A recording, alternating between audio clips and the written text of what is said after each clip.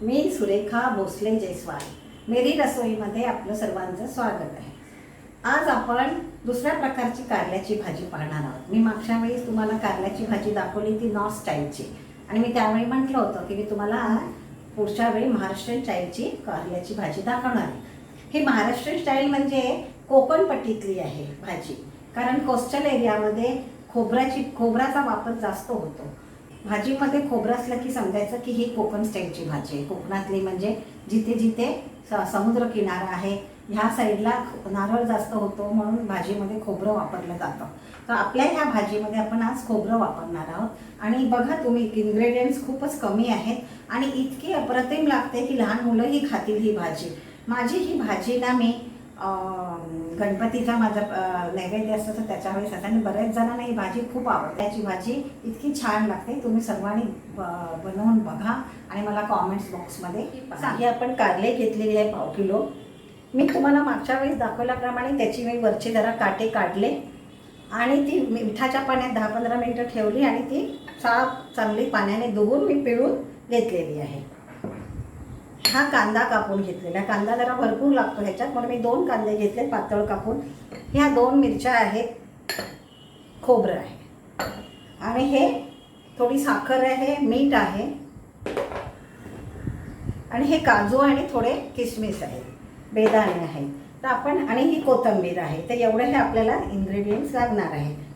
तर आता आपण भाजी करून पाहूया। 2 टेबलस्पून तेल घातलेलं आहे।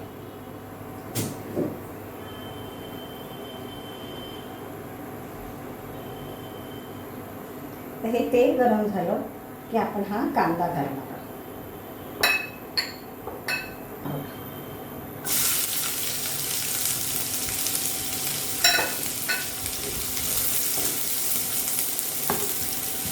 कांदा चांगला पातळ कापून घ्यायचा आणि तो छानपैकी सोनेरी रंगाचा होईपर्यंत त्याला परतायचा आहे।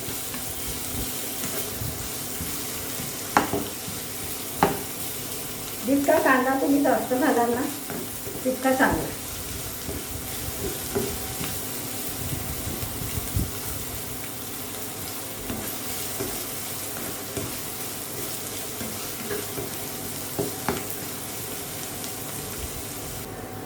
आपण आता ह्यात ही हिरवी मिरची घालूया। मी ह्या 2 हिरव्या मिरच्या घेतल्या मोठ्या, ह्या इतक्या जास्त तिखट नाही आहे। जर तिखट असतील मिरच्या तर जरा कमी घ्या, पण ह्या मिरच्या तिखट नाही लागत। आता ह्याला अजून चांगलं आपण भाजूया। तुम्हाला वाटलं कांदा ह्याच्यामध्ये तेल कमी आहे तर जरा तुम्ही तेल घातलं तरी हरकत नाही।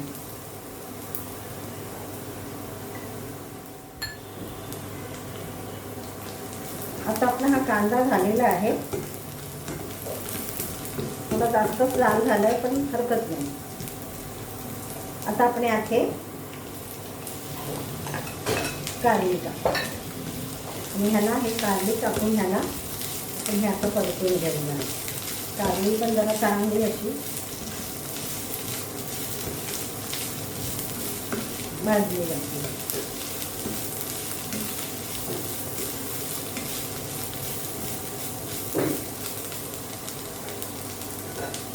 तर यात हे मीठ टाकते मी। हे जवळजवळ मी आपण आधी मीठ लावून त्याला हे केलेलं आहे, पण आपण हे चवीप्रमाणे मीठ घालायचं। त्याच्यात मीठ जास्त नसणार कारण आपण ते धुवून घेतलेले आहे, म्हणून आपण चवीनुसार हे मीठ घालायचं आणि ह्याला थोडी झाकण लावून ह्याला वाफेवर शिजवून द्यायचं।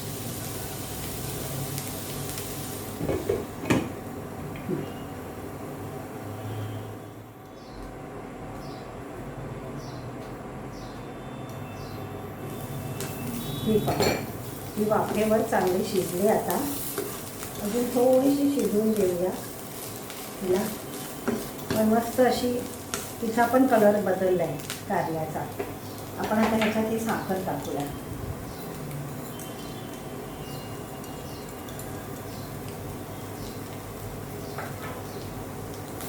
कारल्याच्या भाजीत साखर टाकतात कारण ती जरा कडू वाटते, म्हणून थोडी साखर लागतेच। साखर किंवा गूळ, मी त्या आधीच्या भाजीमध्ये गूळ टाकला होता।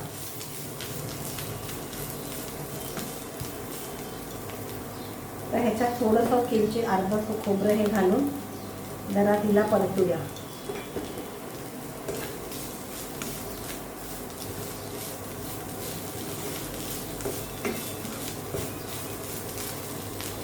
थोडी वाफ येऊन दे. ही बघा भाजी छान खरपूस झालेली आहे. खोबरं, कांदा आणि कारली चांगली भाजली गेलेली आहे. आता आपण याची हे थोडे बेदाणे आहेत ना हे घालू. बेदाणे काजू असं खाताना घाताबरोबर छान लागतात, तोंडात खाली येतात पुन्हा. हे काजू घालूया आणि ही कोथिंबीर.